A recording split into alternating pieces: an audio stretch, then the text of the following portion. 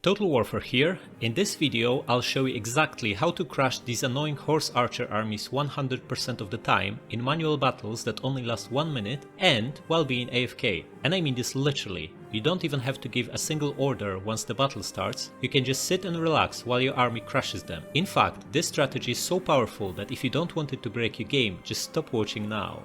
As the greatest Chinese strategist Sun Tzu said, if you know the enemy and know yourself, you need not fear the result of 100 battles. So let's have a look at the enemy first. We'll be fighting this Parthian army, a full stack of horse archers. Half of them are tier 2 ordinary horse archers and the other half are tier 3 armored ones, which are more tanky. So what are their strengths and weaknesses? Well, first of all, the army is very mobile and it's made entirely of missile units, which makes it the most annoying army to fight in Rome 2. We are never going to catch them and force them into melee, and you probably experienced this many times when trying to catch them with your heavy infantry and melee cavalry, only to see your troops exhausted from running and shot to death with thousands of arrows. But this army is not invincible. It has some weaknesses. First, it's all cavalry, meaning only 80 men per unit. Also, archers have no shields, so they are vulnerable to missiles, and their arrows have good damage but low armor penetration, so they are weaker against heavily armored units. So how can we use their weaknesses to our advantage?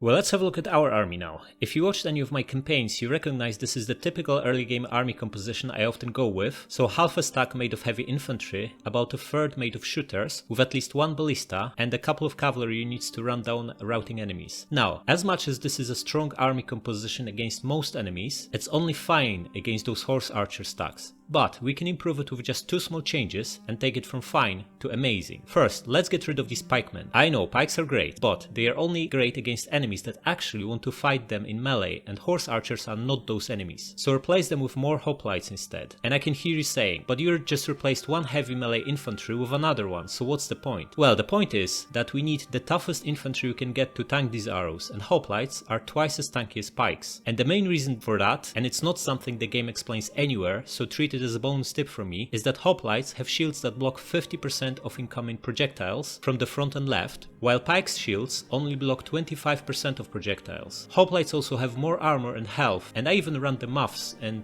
it takes on average 11 arrows to kill one hoplite, but only 6 arrows to kill one pikeman. Next, let's get rid of this cavalry. We are never going to catch those horse archers with melee cav, and it's just going to die a miserable death, so let's just get 2 more archers instead. So, our army composition now is half a stack of heavy infantry with good shields, good armor and health to tank enemy arrows, 8 very basic archers that will be our killing force, and the most important unit in the army, ballista. And the reason you always want to have at least one ballista is that it gives you a range advantage over missile infantry and cavalry, which basically forces the enemy to attack, as otherwise you could just shoot them to death from maximum distance while they wouldn't be able to do anything. And the reason you want archers is because they have higher damage than slingers while still having sufficient range. And this army is actually cheaper than theirs, as it's made of tier 1 and 2 units, and they have tier 2 and 3 units.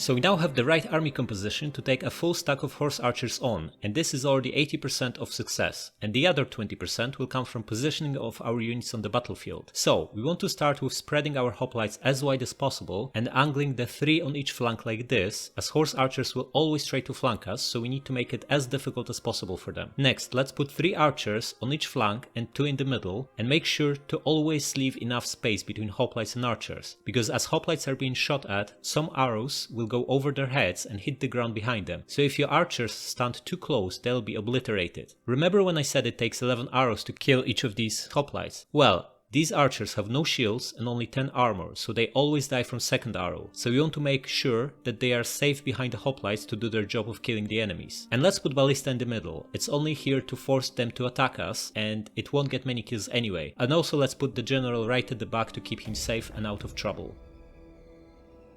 Okay, they're pretty close. We're 5 seconds in, our ballista is already shooting. 8 seconds in, our archers start shooting.